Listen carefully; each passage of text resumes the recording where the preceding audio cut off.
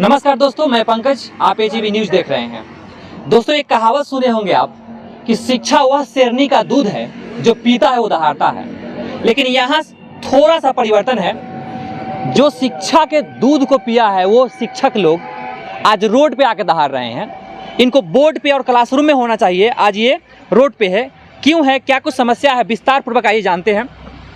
सबसे पहले सर, आप अपना नाम बताएंगे, क्या नाम है आपका? मेरा नाम पड़ेगा सर मिकू पाल और मैं रोहतास जिला से। रोहतास जिला से है। आप 7th फेज की बहाली के लिए यहाँ बैठे हुए हैं, क्या कहना है सरकार से? कहना यही है सर कि आप कहते हैं कि हमें क्वालिटी ऑफ एजुकेशन वाले शिक्षकों की आवश्यकता है। बिल्कुल। तो क्वालिटी ऑफ एजुकेशन बनने के लिए सारी अर्हता पूरी कर हम रोड पर बैठे हुए हैं।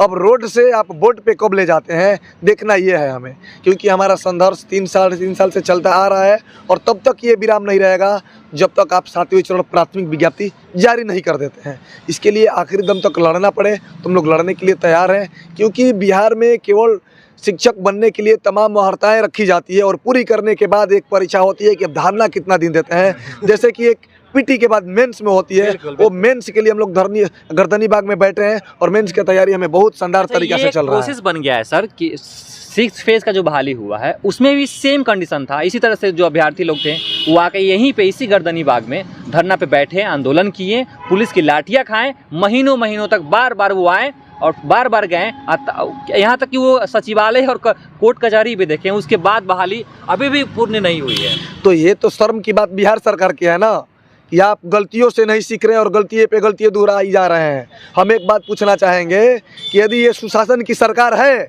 आप बोलते हैं कि बिहार में सुशासन है, तो फिर दुशासन के काम कौन कर रहा है? महाभारत में द्रौपदी का चीरहरण करने के लिए कितना साजिश किया गया, बहुत साजिश के तहत उनके साथ भगवान श्री कृष्ण थे।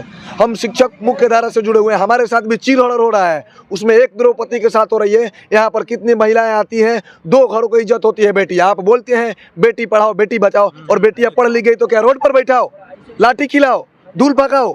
2 घर के बेटी को हम पूछना चाहेंगे कि आप अपने बेटी बहन को रोड पर खड़ा कर दीजिएगा 1 घंटा? नहीं, लेकिन उसी गली उसी चौराहा से ये बेटी बहन पढ़ करके शिक्षक बनने की तमाम महारता पूरी करके आंदोलन के लिए बैठी हुई है। शर्म नहीं आती आपको बोलते हुए सूबे में कि सुशासन बाबू की सरकार है?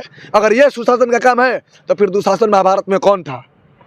ये भी तो दुशासन की काम हो रहा है कि गर्दनी बाग में चीरहरण हो रहा है अभ्यर्थियों के साथ। ये भी किसी के बेटी है, किसी के बहन हो, इन पर भी थोड़ा रहम कीजिए।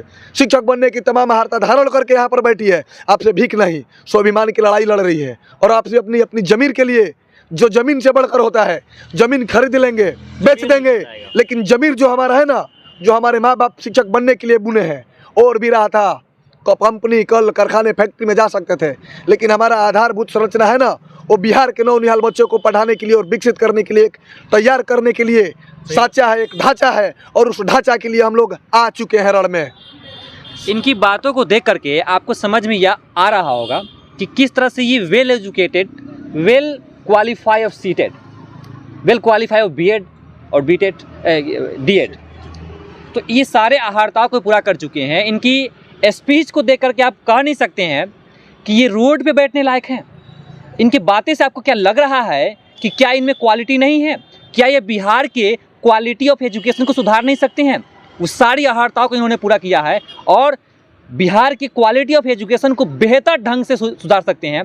ये आपको भी समझ में आ रहा होगा। लेकिन ये दुर्भाग्य की बात है बिहार की कि जितने भी शिक्षक या जितने भी विभाग हैं जहाँ पे रिक्तियाँ खाली हैं या नौकरियाँ होनी हैं, उन लोगों को रोड पे आना होता है। यहाँ तक कि बिहार पुलिस में भी ये देखा गया है। अच्छा, आप कब से यहाँ पे बैठे हुए हैं? देखिए, अभी हम लोगों का ये अनिश्चितकालीन का 4था दिन है। इससे पहले हम लोग पूरे में 3 बार आंदोलन कर चुके हैं, लेकिन ये हमारा आखिरी आंदोलन होगा और आखिरी आंदोलन के साथ साथ विज्ञप्ति लेकर के ही घर वापसी होगा। 4था दिन आपके आंदोलन का है जी। सरकार की तरफ से कुछ आया है?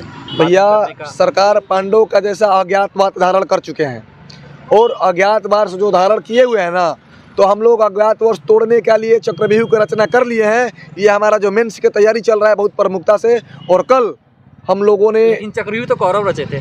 बिल्कुल चक्रव्यूह कौरव रचे थे, लेकिन हम लोग पांडव होकर के रचेंगे। इसका कारण ये है कि देखिए, शिक्षा जो है वो गरीब भी लड़ सकता है, अमीर भी लड़ सकता है, बहुत बलवान भी लड़ सकता है, कम बलवान भी लड़ सकता है, क्योंकि विवेक से लड़ा जाता है, बल से नहीं। तो चक्रव्यूह तो कोई रच सकता है। और सही दिशा में हम लोग का एक अथक प्रयास है कि जितना जल्द अगर शिक्षक बन करके हम लोग बोर्ड पर चले जाएंगे ना भैया, हम नीतीश जी तो चेतावनी देते हैं कि आप 2 साल का हमारा पेमेंट नहीं दीजिए। बिल्कुल, हम ये कहना चाहेंगे आपसे कि सरकार का विरोध ना करें, बल्कि उन्हें ये विश्वास दिलाने की कोशिश करें कि आप जब रोड से बोर्ड पे चले जाएंगे तो आप क्वालिटी ऑफ एजुकेशन को सुधारेंगे। हम यही कहना चाहेंगे आपसे। देखिए, हम कहना चाह रहे हैं भैया कि नीतीश कुमार जी सूबे के मुखिया हैं और हम लोगों को उनसे न तो राजनीति में स्वार्थ है न कुछ, उनसे दुश्मनी किस बात की। उनके राज्य में पले बढ़े पढ़े और शिक्षा का सिरमौर अपने ताज पर बैठाए रखे हैं, तो हम उनसे दुश्मनी या उनसे जलन क्यों होंगे। बस एक चीज़ है कि हमारे गर्जियन गलत हैं तो उनसे हम अपनी बातों को जरिए कह सकते हैं ना, अपनी पैगाम भेजा सकते हैं ना। हम आज भी उनके अपने ही हैं और उतना ही जितना पहले हम लोगों ने चुनाव में उनको जिताया था, लेकिन वो भी अपनी बातों को खरे तो उतरे।